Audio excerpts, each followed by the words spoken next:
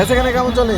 মালিক যেটি দেয়, হ্যাঁ মালিক যেটি দিচ্ছে, মালিক কোনটি দিচ্ছে, ভালো দিচ্ছে না খারাপ দিচ্ছে, সেটাই জিজ্ঞাসা করছি। এগুলো বেচাকেনা কেমন হচ্ছে?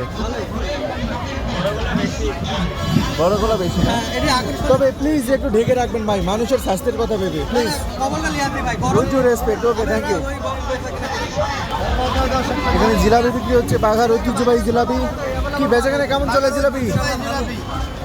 কিন্তু একটা অনুরোধ, এগুলো ঢেকে রাখলে ভালো হতো, কারণ এগুলো যে কিনবে সে খাবে না, বাড়ির লোকজন খাবে, বউ খাবে, মা খাবে, বাচ্চা খাবে ইত্যাদি, বুঝছেন নি? এই যে দেখেন কত হাজার হাজার লোক যাতায়াত করছে, সব ধুলাগালে এখানে যে আর এগুলো তো আঠালো জিনিস, দেখাও যাচ্ছে না, বোঝাও যাচ্ছে না, মানে জিলাপি খাচ্ছি না তো ধুলি খাচ্ছি। যে কিনার ভাই, যে কিনার সে জিলাপি কিনবেই, সে মানে গর্তের মধ্যে লুকা রাখলেও কিনবে। কি ভাই, জিলাপি লুকা রাখলে কিনবেন না? অবশ্যই ঠিক আছে, ভাই, ওকে থ্যাংক ইউ।